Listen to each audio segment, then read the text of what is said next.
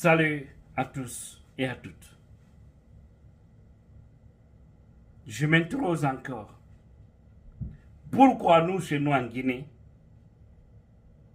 on aime sacrifier les fils dignes de la République, les gens qui ont loyalement servi notre beau pays, la Guinée. On a tous vu l'humiliation que M. Sidya Touré a eu avec le CNRD et leur patrimoine bâti. On a tous vu ça, n'est-ce pas? Sans parler de M. Selouda Diallo. Là, c'est le pire parce que là, lui d'ailleurs, sa maison a été mise à sac, par terre. Mais M. Sidya Touré, qui a été sorti lui aussi de sa maison et qui est parti. Aujourd'hui, cette maison, selon nos informations, est devenue presque un motel. Allah Akbar. Presque un motel.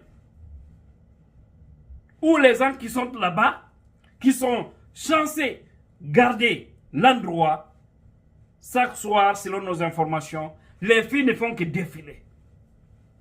Elles ne font que défiler là-bas. La maison d'un responsable, un monsieur qui a loyalement servi la Guinée. Qu'on l'aime, qu'on ne l'aime pas, M. Sidya Touré a fait un passage à la tête de ce pays. Et il a prouvé positivement aussi. Qu'on l'aime, qu'on ne l'aime pas. Et même si tel n'était pas le cas, pourquoi faire sortir un grand homme, sachant qu'il a acheté légalement son terrain? Lui d'ailleurs, c'était un terrain qui était là, vide. Il construit une maison, des gens se sont accaparés du pouvoir, sans légitimité ni légalité, au nom je ne sais de quelle réforme, avec une justice dont on nous parle de boussole, une boussole qui est déjà en panne. Il vient tomber sur lui parce que oui, on dit, nous on a les armes, on est fort. Alors vous devez quitter. Le monsieur quitte, tout comme M. Selouda Diallo. Mais aujourd'hui, sa maison, c'est des personnes qui ne méritaient même pas passer à la devanture de sa maison. Ce sont eux qui rentrent à l'intérieur et c'est devenu de la débauche. L'endroit. Mais dites-moi, comment Dieu peut avoir pitié d'un tel peuple? Comment Dieu peut avoir pitié d'un tel pays? Non. C'est pourquoi on a du mal à s'en sortir. Parce qu'il y a trop de péchés. Il y a trop de choses qui se passent qui ne se devraient pas. Hein? Ah non, c'est triste. C'est regrettable. C'est choquant, c'est révoltant. Mais que ces gens-là chassent une chose et qu'ils comprennent, qu'ils rendront les comptes.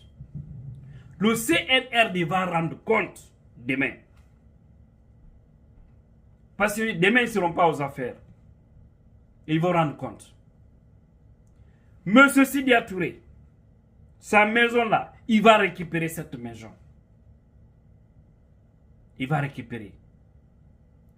Parce que le prochain régime qui sera élu par le peuple, le président qui sera élu par le peuple de Guinée,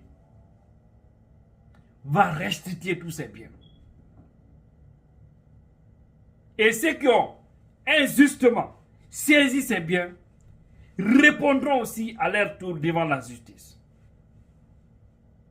Que cela aussi soit clair. Parce qu'il faut qu'on arrête l'abus du pouvoir en Guinée. C'est triste, hein? C'est vraiment triste.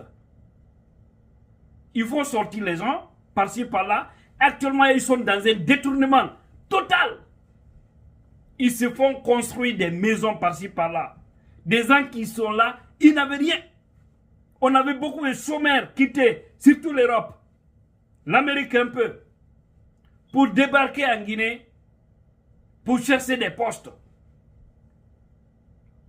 On a vu aussi les business qu'ils ont eu à créer autour de Mohamed V. Pour être nommé, il faut verser un montant. Et puis ils nous disent que nous on est là pour la réforme. Quelle est la réforme, Oemi?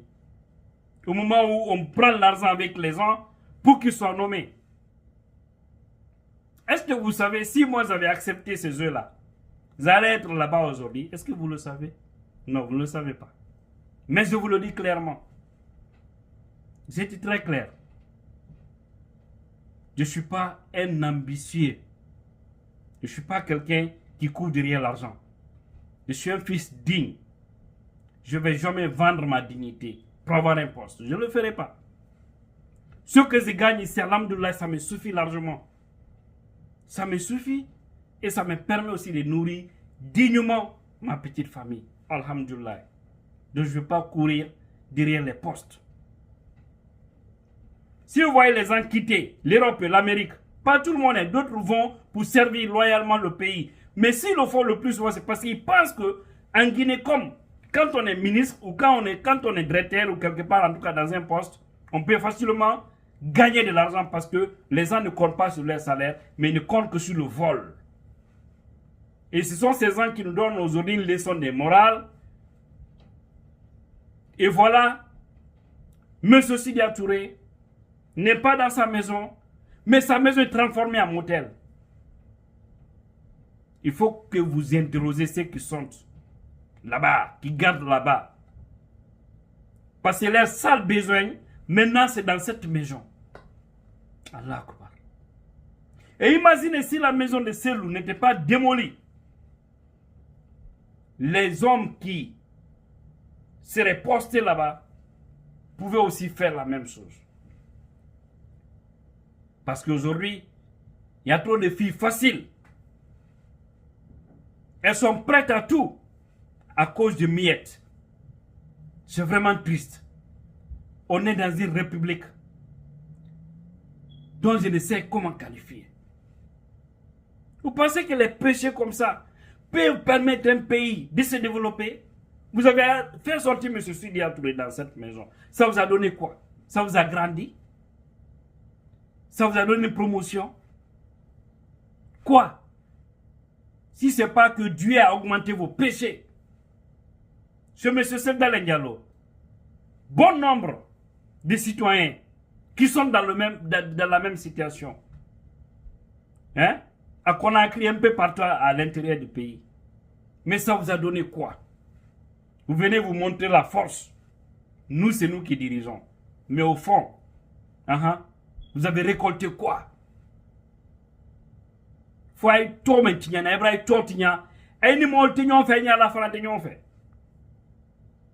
Parce que Dieu n'aime pas les gens qui accusent. Mais il peut vous donner les privilèges. Et un jour, il va vous rattraper.